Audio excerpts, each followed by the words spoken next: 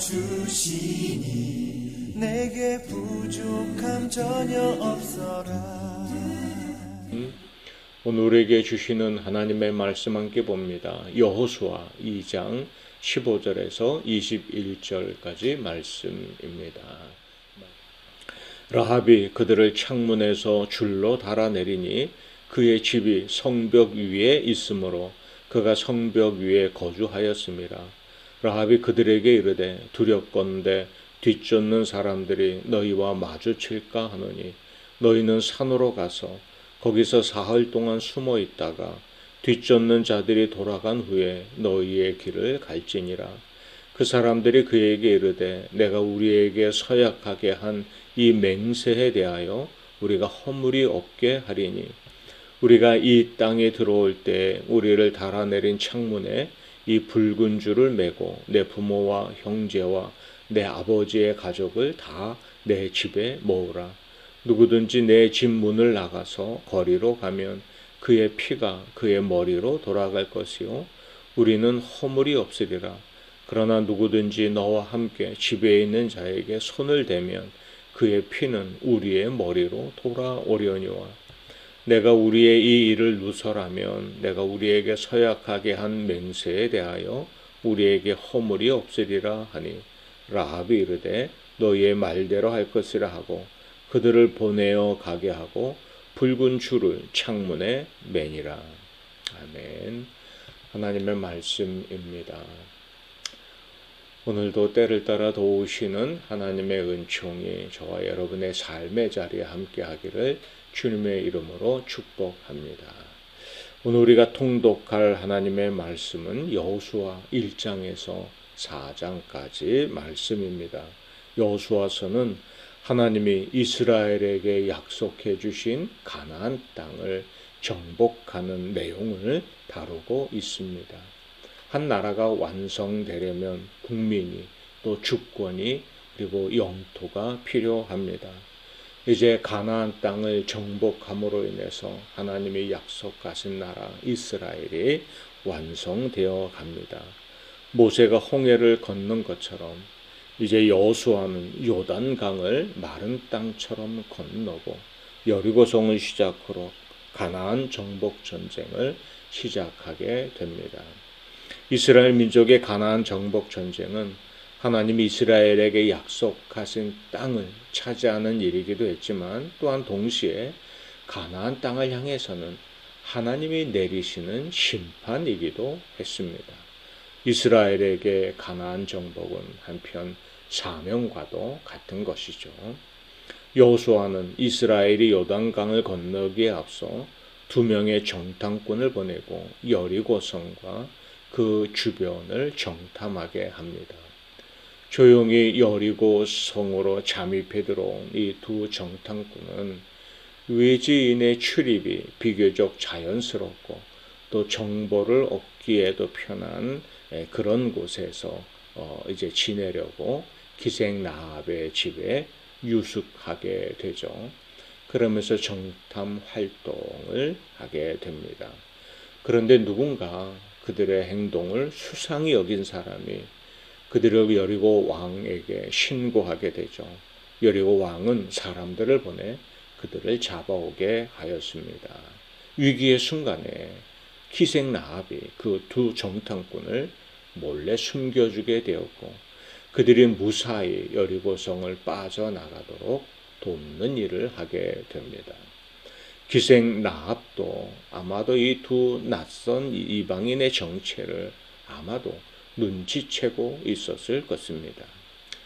그리고 그들을 돕는 것이 자기 동족을 배신하는 행위임에도 불구하고 그들이 무사히 탈출할 수 있도록 숨겨주고 도와주었던 것이죠. 라합의 이런 행동에는 분명한 동기가 있었습니다. 라합의 증언에 따르면 가나안과 여리고성 주민들은 하나님께서 그동안 이스라엘 백성들에게 행하신 그 놀라운 승리를 들어서 잘 알고 있었던 것이죠. 하나님이 함께 하시는 이스라엘이 그들은 두려웠던 것입니다. 여호수아 2장 9절을 보면 말하되 여호와께서 이 땅을 너희에게 주신 줄을 내가 아노라.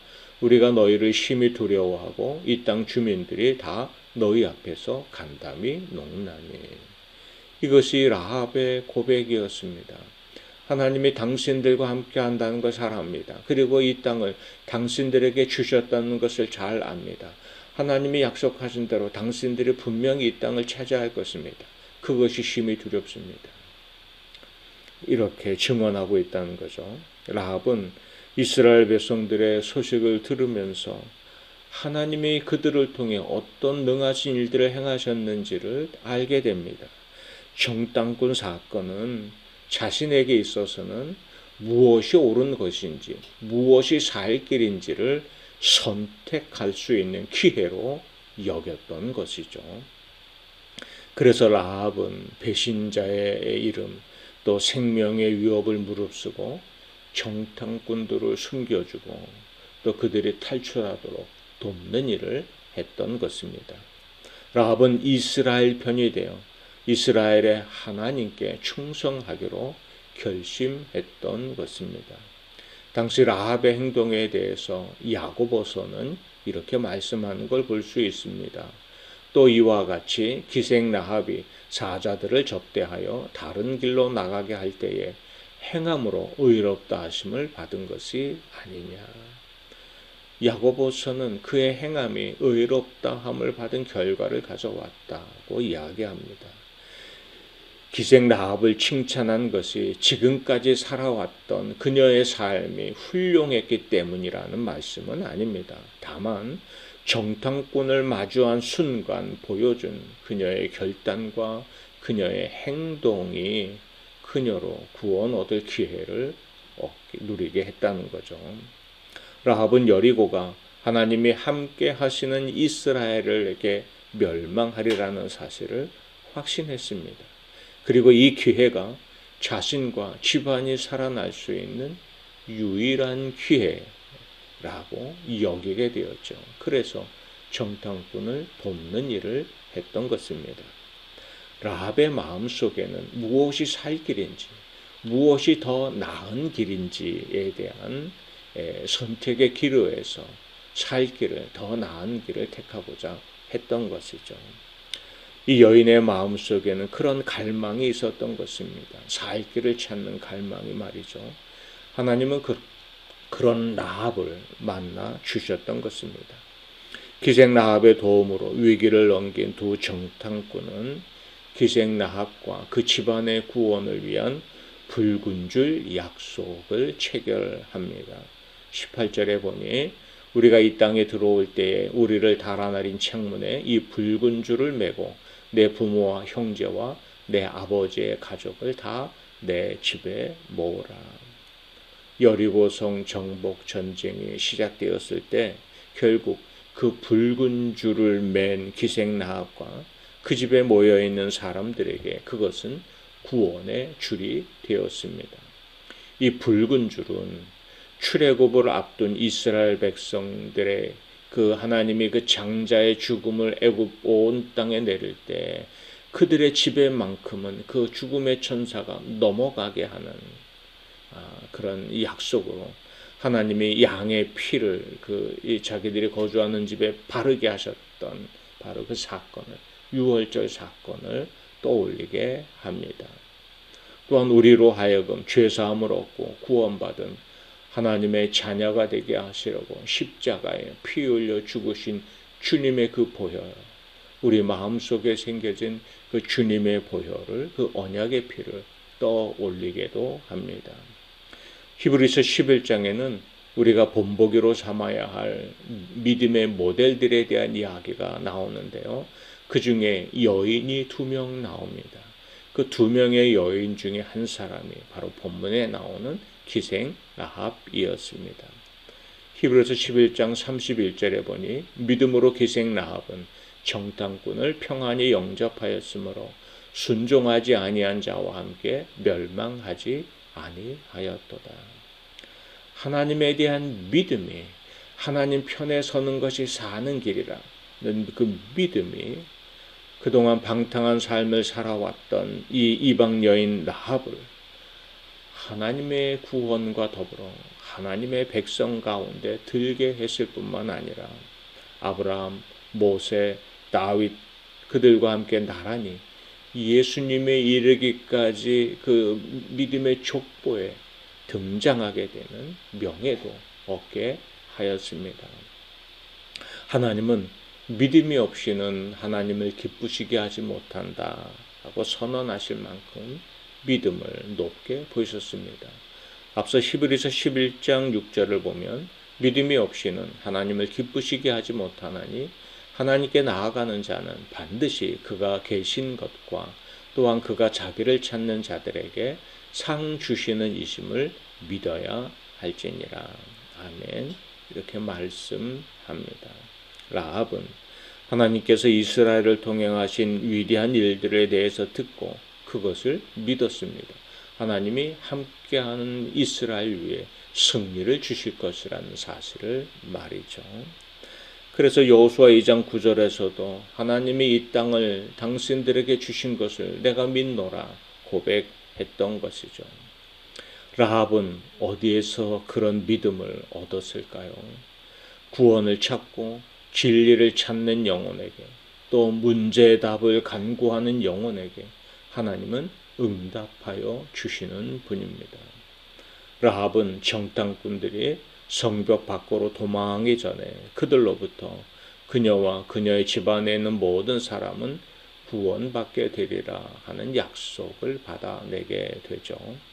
그런데 그 약속에는 한 가지 조건이 붙어 있었는데 오직 붉은 줄로 매달아 놓은 그 집안에 있는 사람들만 구원받을 수 있다는 것이었습니다. 19절을 보면 누구든지 내 집 문을 나가서 거리로 가면 그의 피가 그의 머리로 돌아갈 것이요 우리는 허물이 없으리라. 그러나 누구든지 너와 함께 집에 있는 자에게 손을 대면 그의 피는 우리의 머리로 돌아오려니와. 아멘. 라합은 정탐꾼들과 약속한 대로 자신의 집 창문에 붉은 줄을 매달아 놓았죠. 그리고 여리고 성이 무너지던 날 라합의 집에 모여 있던 그 붉은 줄을 매달아 놓은 집에 모여 있던 그들은 모두 생명을 건지게 됩니다. 라합이 자신의 집 창문에 붉은 줄을 매단 이 행동이 그들이 얻은 구원의 보장이 되었던 것입니다. 그들이 이스라엘의 광야 생활 중에 이제 불뱀에 물려 많은 사람이 죽어가는 사건이 벌어졌습니다. 그때 하나님은 모세에게 놋으로 뱀의 모양을 만들어서 장대에 매달아 세우게 했죠. 그리고 그 뱀을 쳐다보는 자마다 살 것이다 하는 하나님의 말씀을 전하게 했습니다. 그거 본다고 살까 했던 사람들은 그대로 죽어갔지만 그 말씀을 믿고 그 장대에 높이 달린 놋뱀을 바라본 이들은 그 불뱀에 물린 상처에서 회복되어 생명을 다시 얻게 된 것을 볼 수가 있습니다. 그들이 믿음으로 결단했을 때 구원이 임했던 거죠. 마치 그것처럼 라합도 믿음으로 그 안에 머물러 있을 때 구원을 받은 자가 될 수 있었던 것입니다. 기생 라합을 보면서 느껴지는 것이 있습니다. 우리의 지나온 시간이 문제가 아니라 지금의 결단이 우리에게 참 중요하다는 사실입니다. 지금 우리가 찾고 있는 것, 지금 우리가 구하고 있는 것, 지금 우리가 바라보는 것이 무엇인지, 그리고 지금 우리가 어떤 믿음의 결단으로 서는지, 이것이 우리에게 새로운 기회가 된다는 것이죠. 지나온 시간들의 후회도 있습니다. 실수도 있습니다. 아픔도 있습니다. 그러나 지금 이 순간 믿음의 결단으로 하나님 앞에 서서 주님 바라볼 때 우리를 도우시고 다시 새롭게 하시고 새 생명의 은혜를 덧입혀 주시는 놀라운 하나님의 은총이 우리 삶에도 임하게 되는 줄로 믿습니다. 많은 신앙인들의 해석처럼 우리는 라합이 매단 붉은 줄에서 십자가 보혈의 은혜를 떠올리게 됩니다. 우리가 믿음의 눈으로 주님의 십자가를 바라볼 때 그 십자가 은총이 우리 안에 임하는 것이죠. 믿음의 반응으로 주님의 십자가를 바라보며 이 땅을 승리하며 이겨나가는 사람들이 되어야 할 것입니다. 우리는 지금 지난 수요일부터 시작한 사순절 절기를 맞이하고 있습니다. 어제 뉴스에 봤더니 미국의 어떤 공무원이 이제 TV에 나와서 인터뷰를 하는데 그 이마에 검은색 십자가 형상을 새기고 나왔다는 것이 뉴스거리가 됐습니다. 이걸 비난하려고 하는 소리인지 너무 심하다 하려고 하는 소리인지 알 길이 없지만 세상은 그것을 이제 아주 극단적인 보수적 기독교인의 행동이라고 이야기를 합니다. 근데 그 이마에 새겨진 검은색 십자가 모형은 사실 사순절 절기의 시작을 알리는 것이었습니다. 사순절이 시작되는 수요일을 제수요일이라고 표현하죠. 그때는 회개의 의미, 하나님 앞에 정결함의 의미를 가지고 겸손히 서서 이제 나뭇가지를, 보통 종려나뭇가지를 태우는데요. 그 나뭇가지를 태우고 난 죄를 가지고 내가 주님의 사람입니다. 내 삶이 주님께 있습니다. 하는 고백을 하면서 그 태운 죄를 이마에 십자가 형상으로 바르면서 사순절 절기를 십자가를 묵상하고 그 십자가 은혜를 기억하면서 내가 모든 겸손과 또 이제 하나님을 바라보는 믿음 안에서 살 것이다. 정결하고 순결한 삶을 살 것이다 하는 고백을 가졌다는 의미입니다. 그런데 보통이라면 하고 나서 지우고 카메라 앞에 섰을 텐데 이 사람은 당당히 그 십자가 표시를 가지고 카메라 앞에 섰던 것이죠. 어떤 마음으로 섰을까는 당사자가 더 잘 알겠지만 그러나 우리는 분명한 것은 내가 이제도 주님을 바라봅니다 하는 믿음의 결단이 우리 안에 있다면 우리도 내가 이제 바라보는 그것을 향하여 믿음으로 나아가는 이 결단하는 순종이 우리 안에도 있어야 할 줄로 믿습니다. 기생 라합은 믿음으로 반응했습니다. 이전까지 그녀의 삶이 어땠는지는 묻지 않았습니다. 이제 그가 살 길을 선택했을 때 그 집에 이제 매달아 놓은 그 붉은 줄의 신호를 따라서 그와 그녀의 집안은 살아났을 뿐 아니라 예수님의 족보에까지 오르는 영광도 그가 누리게 됐던 것을 볼 수가 있습니다. 믿음의 반응으로 그 집은 살았지만 그러나 한 가지 중요한 것은 모두가 살았던 것은 아니죠. 그 집 안에 머물러 있던 자들만 살 수가 있었습니다. 오직 믿음으로 주님의 십자가 보혈의 은혜 아래 거하는 자는 누구든지 구원을 얻게 됩니다. 오늘도 우리의 구원과 생명이 되시는 주님을 우리가 바라봅니다. 주님이 주시는 은혜를 갈망하고 온전한 믿음의 결단으로 우리가 나아가는 자가 되어야 할 줄로 믿습니다. 지금까지 지나온 시간보다 중요한 것이 있다면 지금 우리는 어떤 믿음의 결단으로 서 있는가 하는 것이죠. 믿음의 눈을 들어 살아계신 하나님 바라보고 우리에게 주시는 약속을 소망하면서 오늘도 주님이 기준이 되게 하여 살아가고 하나님이 부으시는 은혜의 주인공으로서는 복된 한날의 삶이 되기를 주의 이름으로 축복합니다. 함께 찬양하겠습니다. 십자가 그 사랑 멀리 떠나서 무너진 나의 삶 속에 잊혀진 주 은혜 돌 같은 내 마음 어루만지사 다시 일으켜 세우신 주를 사랑합니다. 주 나를 보호하시고 날 붙드시리 나는 보배롭고 존귀한 주님의 자녀라. 주 나를 보호하시고 날 붙드시리 나는 보배롭고 존귀한 주의 자녀라. 지나간 일들을 기억하지 않고 이전에 행한 모든 일 생각지 않으리. 사막의 강물과 길을 내시는 주, 내 안에 새 일 행하실 주만 바라보리라. 주 너를 보호하시고 널 붙드시리. 너는 보배롭고 존귀한 주님의 자녀라. 주 너를 보호하시고 널 붙드시리. 너는 보배롭고 존귀한 주의 자녀라. 아멘. 함께 기도합니다.